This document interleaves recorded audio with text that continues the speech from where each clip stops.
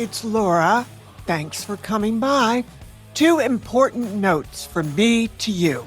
1, the Class of 74 is an ongoing fictional story, which means you really should start with episode 1 and work your way through. Otherwise, you may end up as lost as you were the first day of high school. So, start with episode 1. Second, when you're listening, don't try to remember any characters' names or even any details. I'm absolutely serious.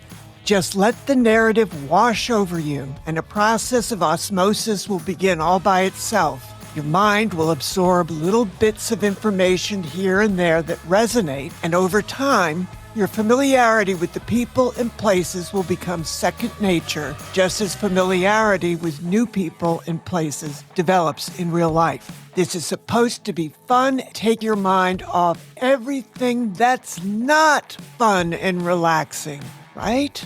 So let us settle in, by ourselves or with others, and see what's up with the Class of 74.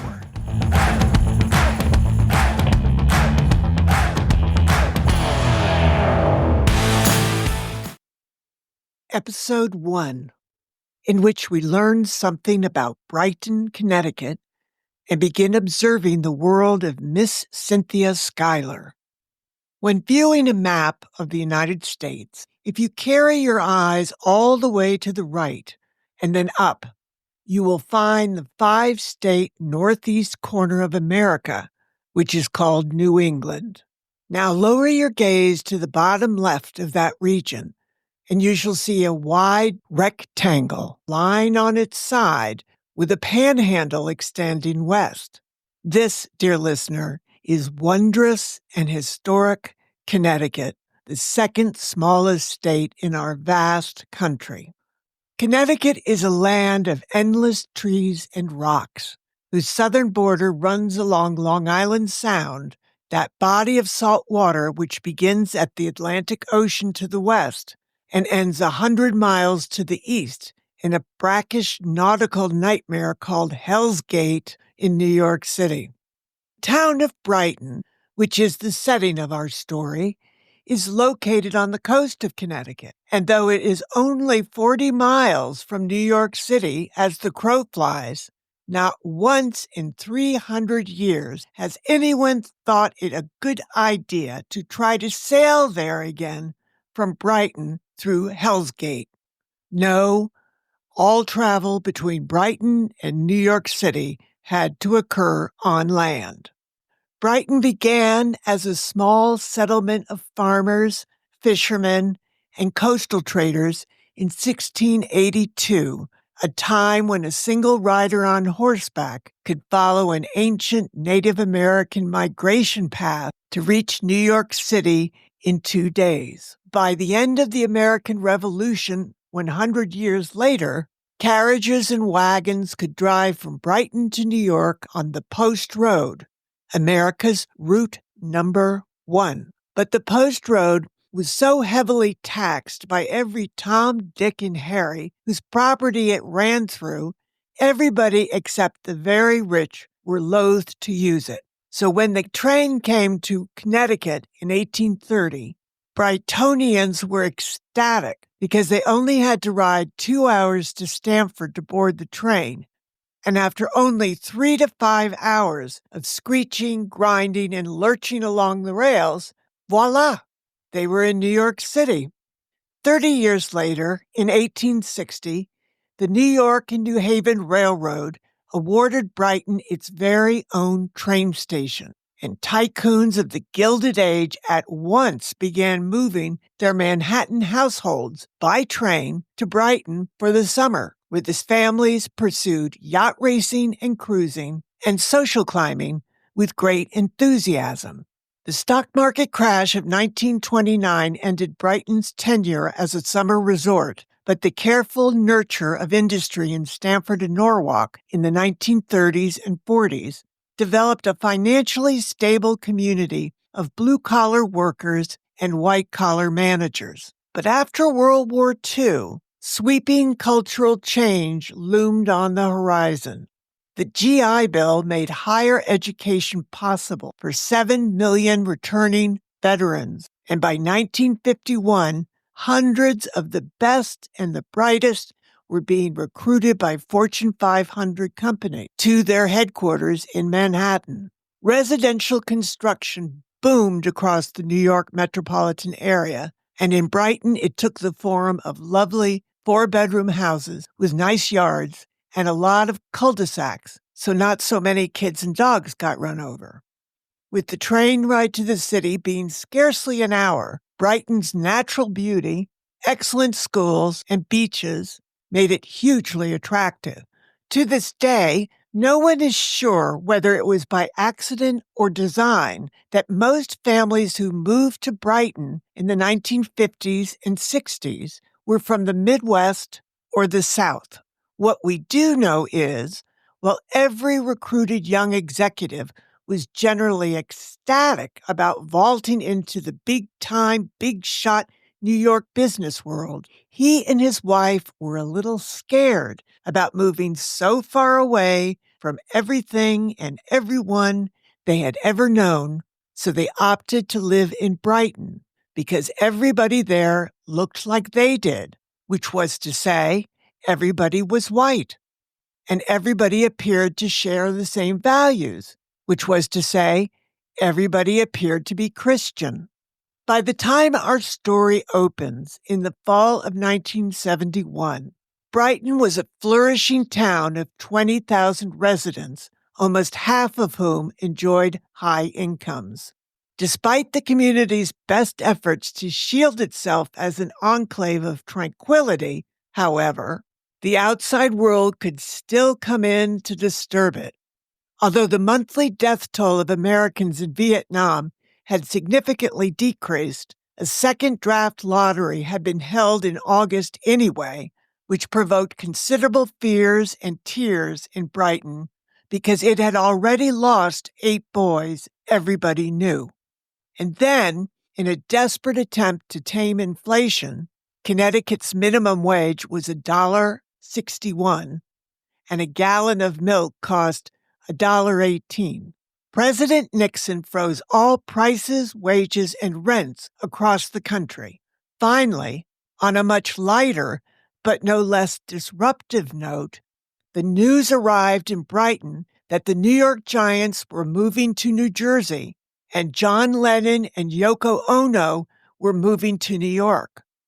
The morning of Wednesday, September 8th, 1971, began much the same way it always did in Brighton on weekday mornings, with over 2,000 well-dressed men converging on the train station to go to work in Manhattan. As a group, the men were an impressive lot, and yet remarkably similar in appearance. Each wore a well-tailored, expensive gray or navy-based colored suit with an occasional pinstripe, a lightly starched white or pale blue dress shirt, cufflinks, a sedately colored silk tie with an interesting clip, nylon and cotton weave dress socks, and a fine pair of black leather tie Oxford shoes. Many of the commuters left a, quote, station car in one of the lots, while a few arrived on foot, but most were dropped off by their wives near the old red and white wood station house. The husband drove up, put the car in park, and climbed out to retrieve his briefcase from the back seat, while his wife scooted over to sit behind the wheel, moved the seat up, and rolled down the window in time to receive a kiss from her husband on his way by. Cigarette and pipe smoke billowed out of the station house every time someone opened the door. Each man nodded to one or two others while buying a coffee and New York Times, but otherwise remained studiously disengaged as he made his way outside to the platform. Where each man sat on the train depended on where his office in Manhattan was. If he worked in the 40s or high 30s, he preferred the front cars because he could be out first and through Grand Central or the Pan Am building to the street. But if he worked in the 50s, he favored the rear cars because at Grand Central he could escape the crowd by walking in the other direction, back into the tunnel darkness, and access the northernmost exit to the street. And if the man worked on Wall Street or the financial district, which about a third of the men commuting from Brighton did, he scouted for whatever car was least crowded because he knew at Grand Central he'd never see the street at all, but would be forced down into the bowels of the earth to cram himself into a packed, hot, often stinking subway to reach downtown. While the husbands of Brighton did important work in Manhattan, their wives endeavored to make their children, their homes, and themselves as attractive as possible before their husbands came back home. When they did, usually between 6:30 and 7, ideally the kids would already be fed and out of the way, and the couples could luxuriate with cigarettes and cocktails and talk for at least an hour before dinner. One such couple who more or less participated in this domestic arrangement was Mr. and Mrs. C. William Schuyler of 16 Glen River Drive South. Like many of his peers in Brighton, Mr. Schuyler was largely a self-made man for whom scholarships and the GI Bill were his godsends to acquiring higher education.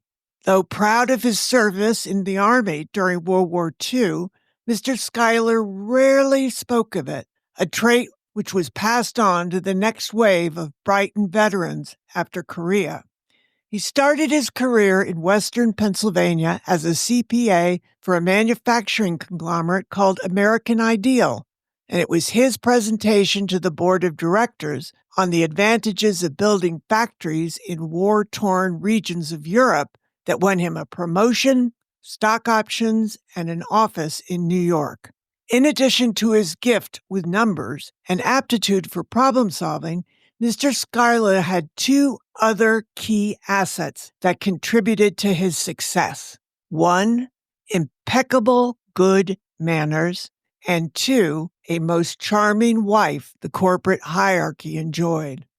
Mr. Schuyler accidentally met this charming wife during a London air raid in 1944, after he descended into the underground and dropped a glass of scotch in the Canadian Red Cross volunteer's lap.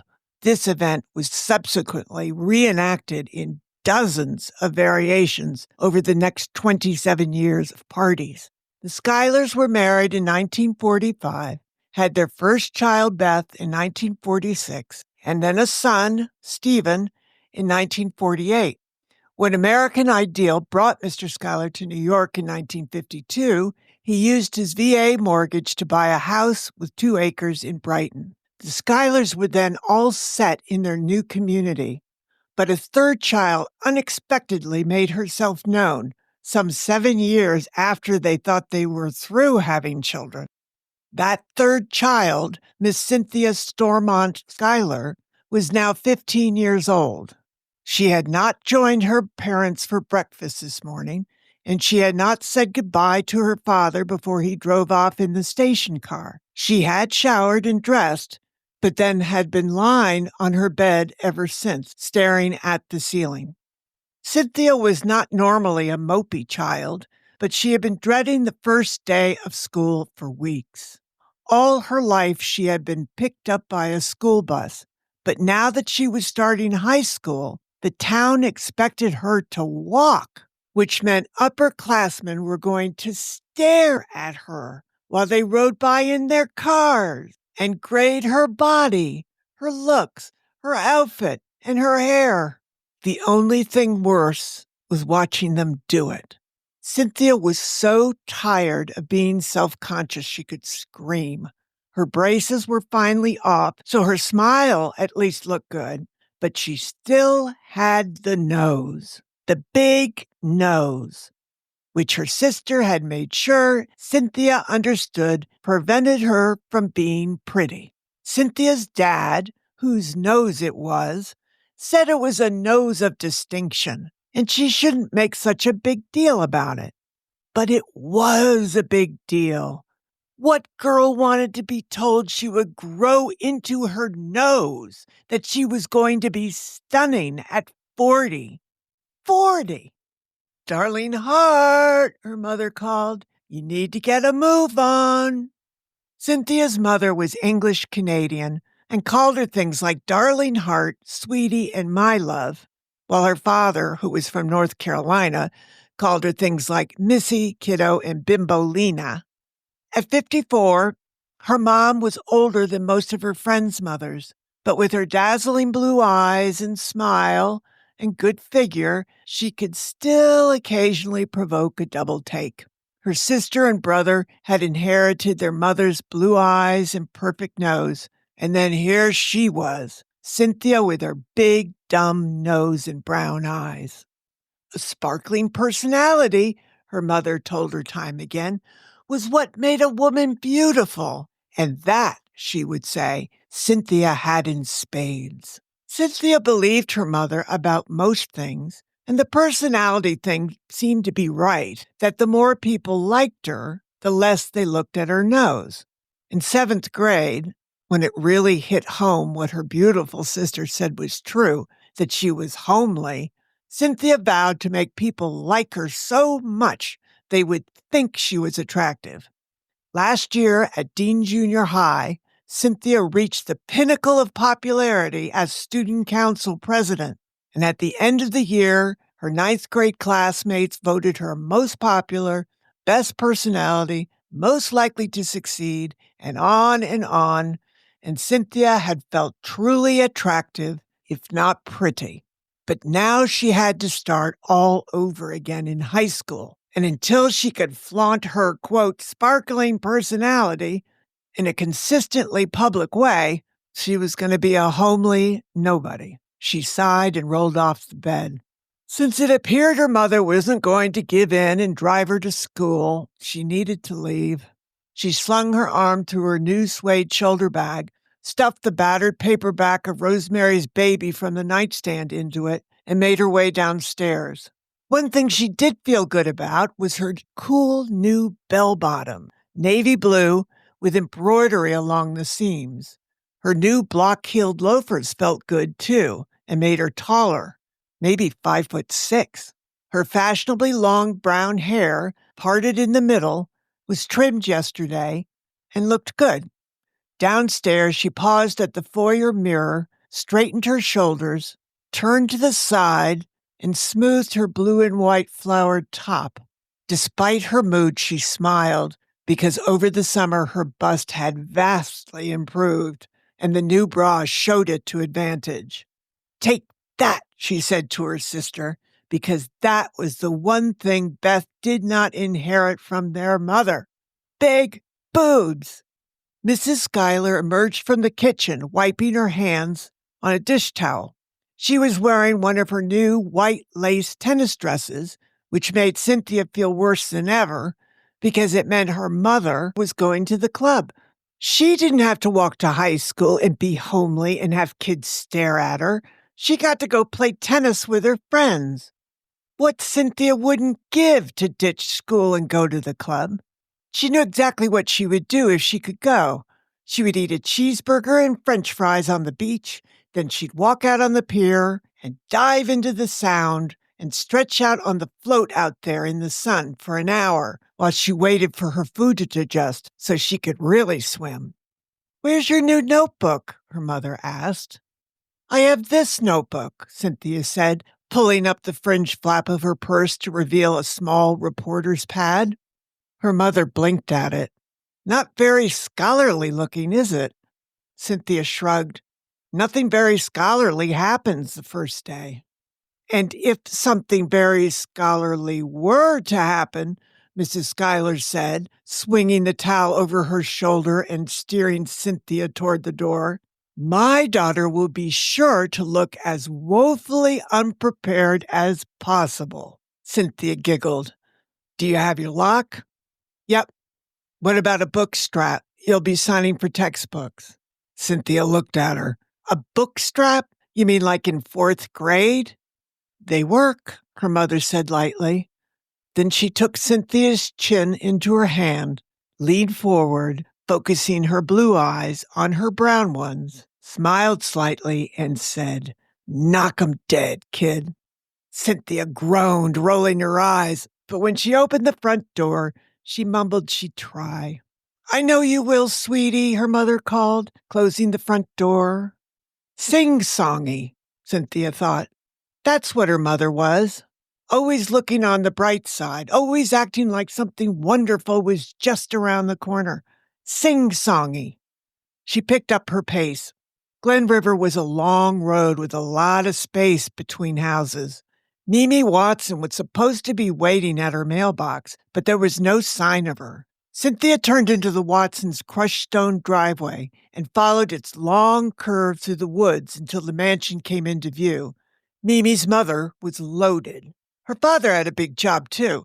He was president of Tyler and Beck's on Fifth Avenue, the preferred clothier of snooty rich ladies everywhere. Mimi was standing outside, barefoot, on the terraced stone stairs that descended to the three-car garage. Mimi was wearing bell-bottoms, too, red with orange stripes. Standing below her, in front of the first bay of the garage, was Mr. Gagliardi, the curly-haired plumber everybody in the neighborhood used. He had all kinds of pipes and tools laid out on the driveway around him. Memes, Cynthia called. We're going to be late.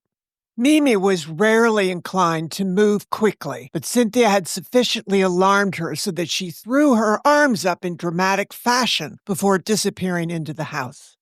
Mimi was an only child, and since Cynthia's siblings were so much older, the girls had been expected to play with each other, which for a long time Cynthia did because Mimi had every toy known to man.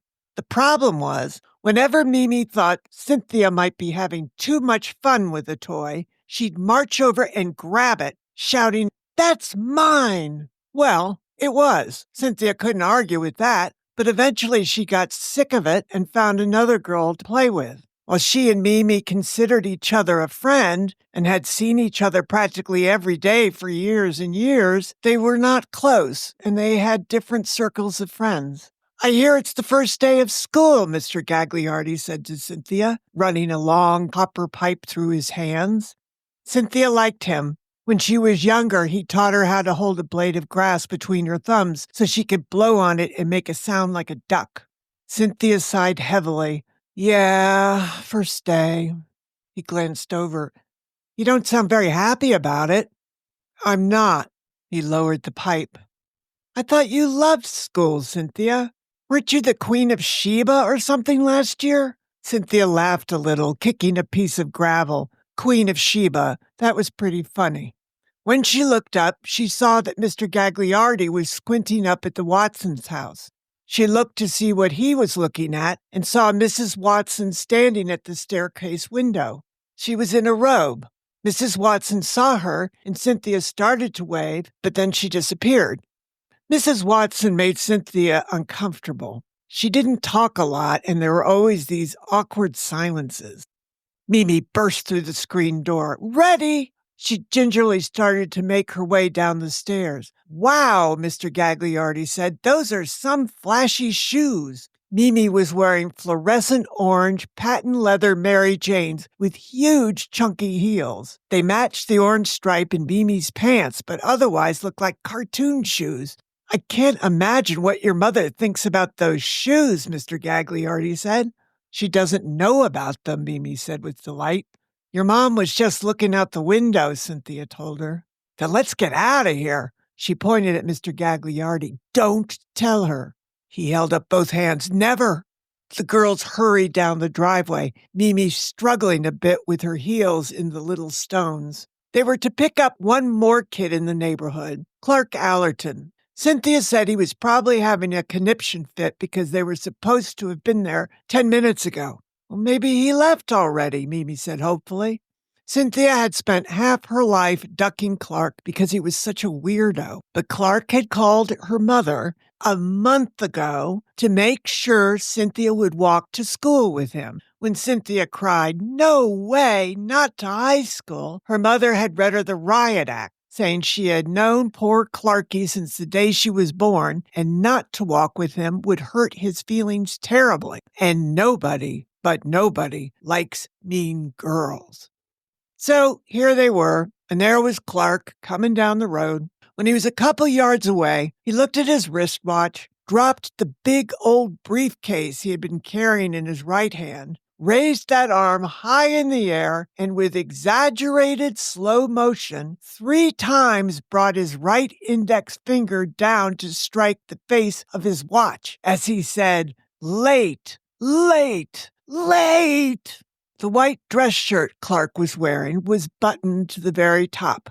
On his chest, he was carrying pens and pencils and a plastic protractor in a pocket protector. "It's the first day, Clark. It'll be okay," Cynthia said, walking past him. She turned around to walk backwards, adding, "But we really need to hurry." Clark shook his head in disapproval, but he picked up his briefcase and followed her. When Cynthia and Clark reached Brown Avenue, they waited for Mimi to catch up.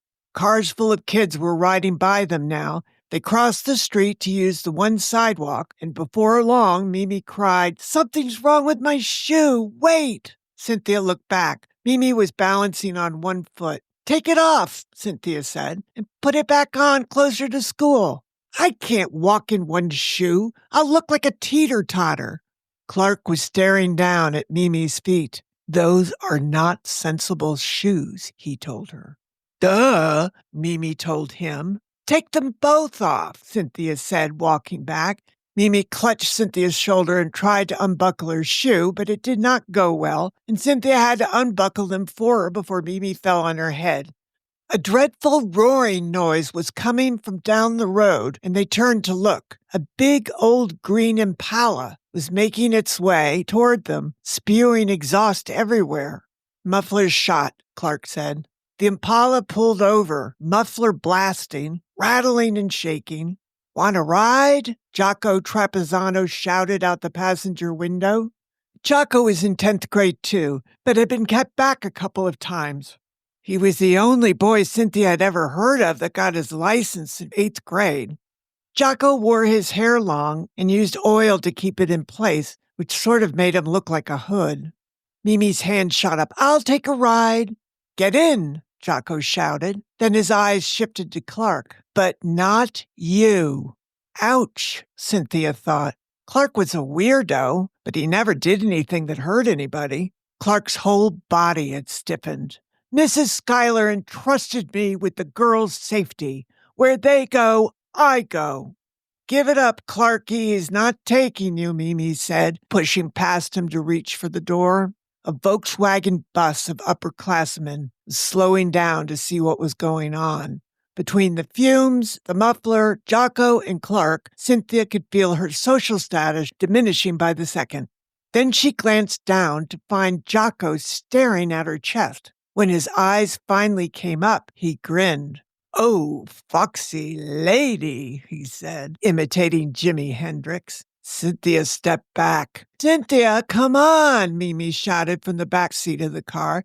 Jocko was acting like such a creep. "You guys go ahead. I'm walking with Clark." Clark looked at her in surprise, and Cynthia felt a twinge in her heart. She didn't think Clark had any real friends. "Don't pull that crap on me, Cynthia," Jocko said. "I'm not letting that thing ride in my car." Cynthia offered him her best student council smile. "Then I guess Clark and I will see you later at school." "Fine," Mimi shouted. "Suit yourself." Then she raised an index finger toward Jocko and commanded, "Onward, James." Mimi always raised her finger and said, "Onward, James," when she got into a car, because her grandmother in Boston really did have a chauffeur named James, and she thought she was being funny. But Jocko didn't know that and must have not liked her tone of voice, because he scowled, gunned the engine, laid a patch, and then nearly drove into the side of a passing school bus. He slammed on the brakes before he hit it, but Mimi went flying into the back of the front seat. When she sat up, blood was pouring from her nose. Cynthia yanked the door open, but Clark leaned in at the same time, and his stupid briefcase jammed them together in the doorframe. Cynthia backed out while Clark pushed on, pulling a white linen handkerchief out of his back pocket. "Ow!" Mimi cried. "We must keep pressure on it. Ow! Clark, stop it. Give it to me." Cynthia peered over Clark's shoulder and watched his surrender of the handkerchief. There was a lot of blood. Clark half shouted. Do you feel dizzy? No. Do you feel sick to your stomach? No. I feel mad, Mimi cried, leaning forward to sock Jocko in the shoulder. Why did you have to do that? Look at my outfit. Next time I'll hit the bus, Jocko told her. There was a short honk, and Cynthia straightened up to look. It was a senior, Teddy Hamilton, who was one of the co-captains of the football team. The top was down on his spotless red Mustang, and a girl Cynthia didn't recognize was sitting in the passenger seat. Do you need some help? He called. Cynthia leaned into the car to tell Mimi that Teddy Hamilton was asking if they needed help. So if Mimi wanted to meet him, maybe they should let him drive them to the front of the school where the nurse's office was. No one sees me like this, Mimi screamed. Jocko, Cynthia said. He was glaring out his window at Teddy Hamilton. Jocko, she said again.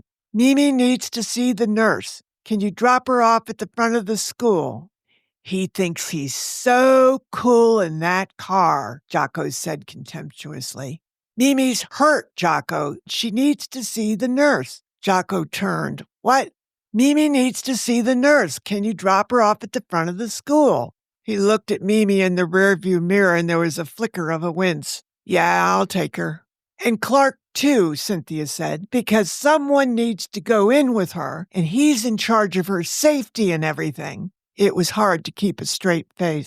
Jocko frowned, but then he nodded. Tell him not to let her bleed on my car. Cynthia stood up to look over the Impala's roof. Teddy was so cool in that car. Thanks for stopping, she called, but I think we're all set. The football star waved and drove off. Cynthia quickly moved behind Clark, pushed him down into the seat next to Mimi, told Mimi Clark was taking her to the nurse, asked Jocko to please hurry, and she shut the door. Jocko got the thunder-blasting heat back on the road. As it drove on toward school, Mimi gave Cynthia the finger out the back window. She choked back a laugh. She'd get over it. Eventually. But there was no reason for them both to make their first entrance at high school with a hood and a weirdo in a bomb of a car with no muffler. Cynthia reached into the secret compartment of her purse and extracted one of her mother's Parliament cigarettes and struck a match. She had a lot of practice smoking over the summer. She inhaled and tilted her head back, streaming the smoke upward through the air.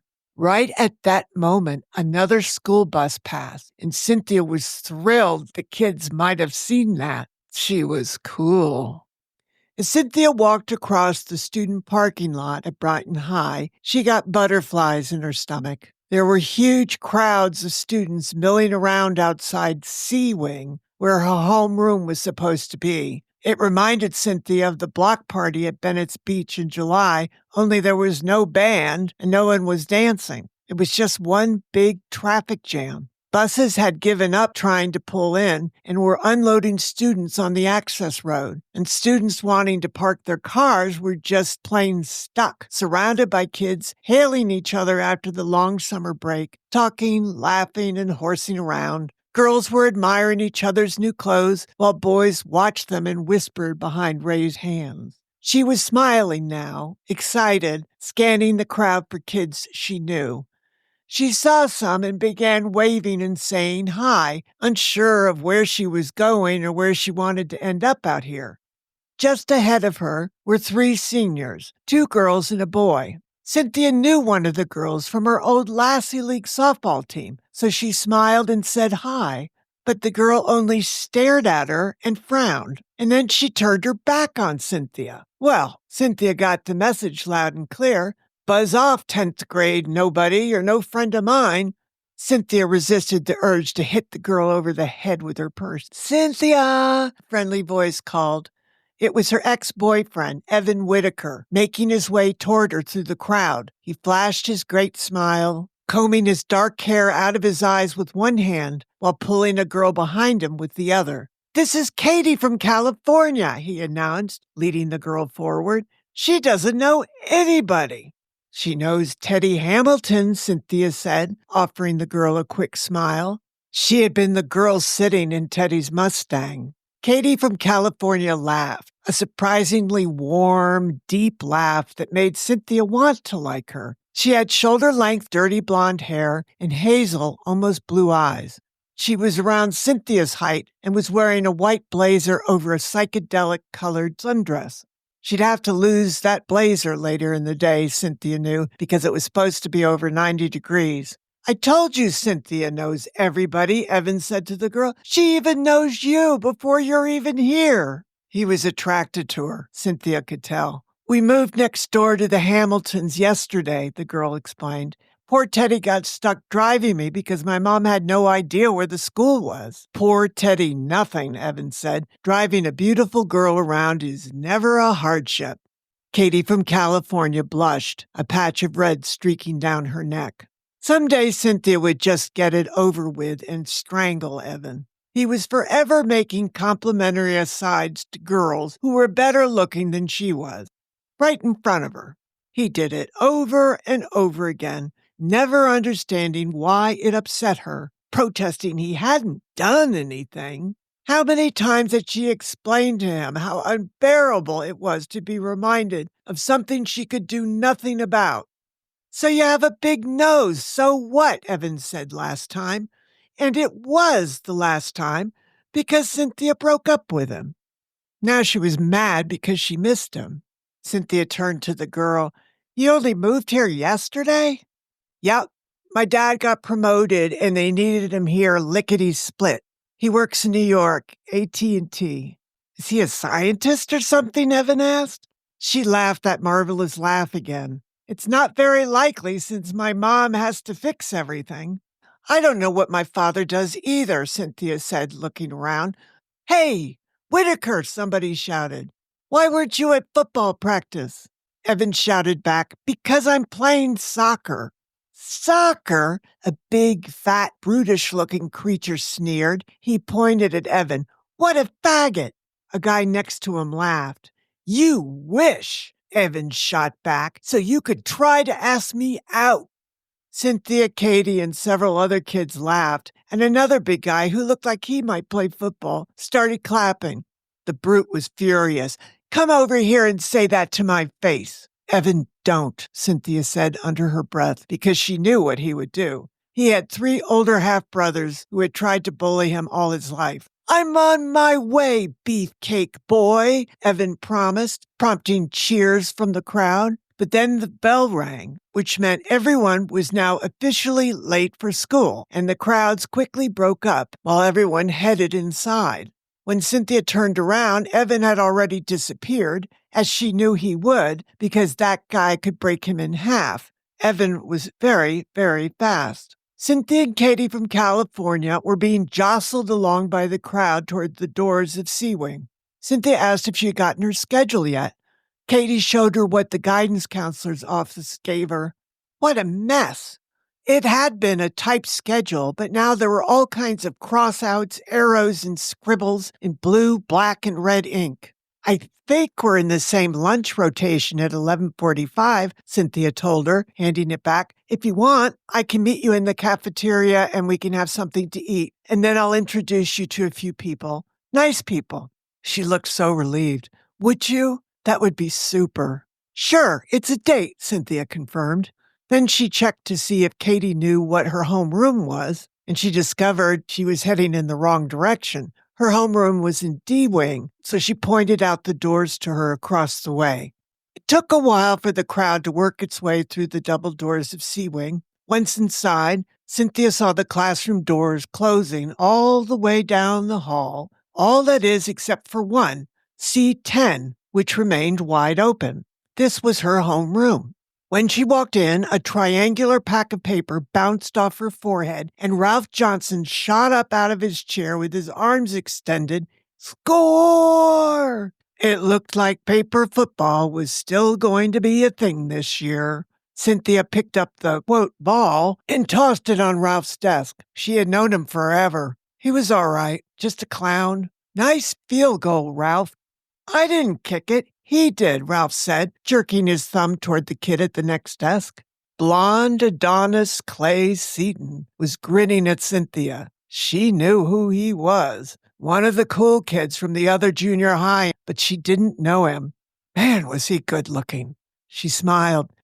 I watched you pitch in the Babe Ruth Championship, she told him. You were really, really good. Clay averted his eyes and his grin disappeared. So good, I threw a grand slam. Oops, she'd forgotten.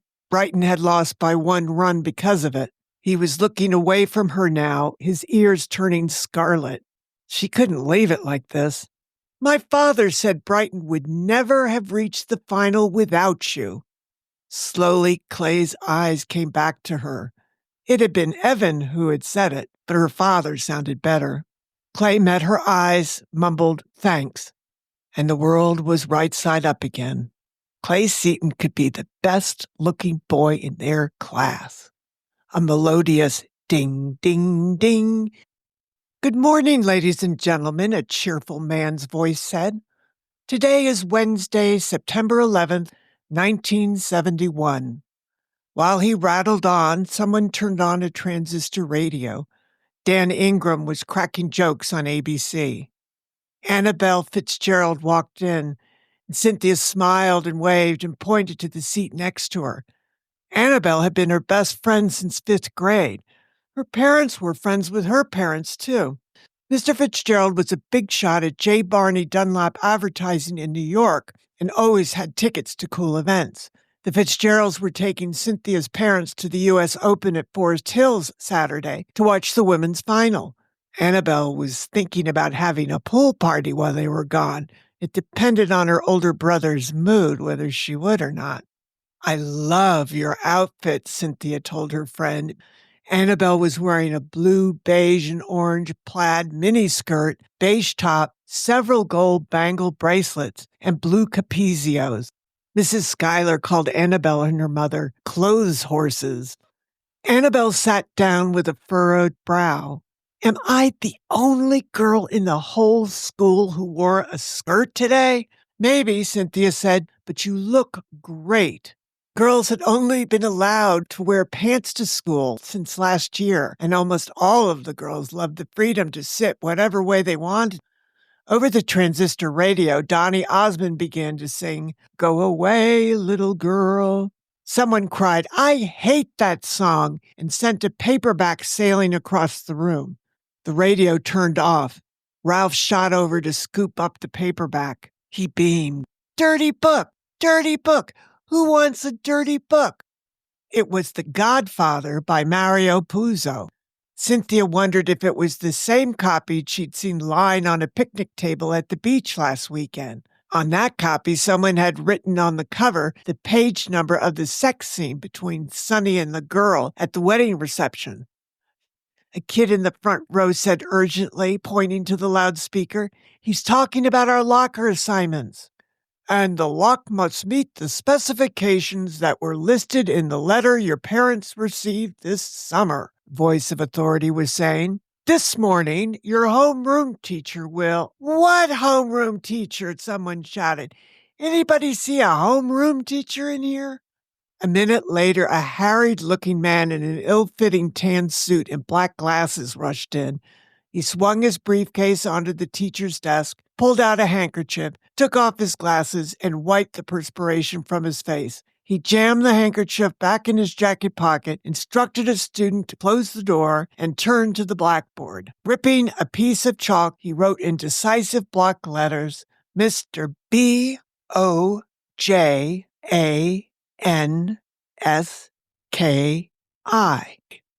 Mr. Bojangles, Ralph cried. Mr. Bojangles is our homeroom teacher. Everyone started singing the hit song while chalk-wielding Mr. Bojansky appeared to be frozen. So they sang on through the silver hair, ragged shirt, and baggy pants, but then the teacher narrowed his eyes hard, and everyone stopped singing, except for Annabelle, whose screechy voice rang out, The old soft shoe. Everyone burst out laughing, including Mr. Bojansky. Annabelle's head sank to her desk, where she covered it with her arms. So embarrassing. The announcements droned on. The smoking area was open. Gum chewing was not permitted anywhere on campus. Blue jeans were banned on the dress code, and any student who wore them to school would be sent home. No skirt could be higher than 5 inches above the knee. Hems would be measured. Annabelle sighed. Watch me get busted the first day. Now, over the PA system, they could hear people talking. Then the announcer came back on. Cynthia Schuyler to the front office immediately. That's Cynthia Schuyler to the front office.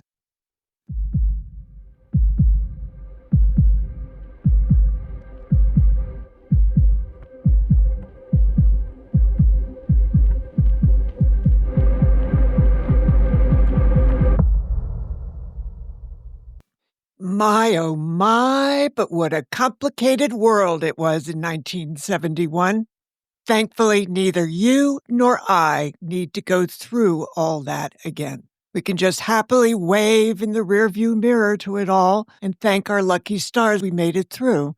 Just a reminder that we do have a Facebook community at the Class of 74 podcast, where you are more than welcome to share your thoughts, memories, whatever. You can also submit real-life baby boomer stories to us, which we might select to read on a nonfiction bonus episode. Our email address is theclass of 74podcast@gmail.com. Okay, that's it. Thanks for coming. Do come again. And please, please, please, remember we don't drink and drive anymore. Ever. Take care.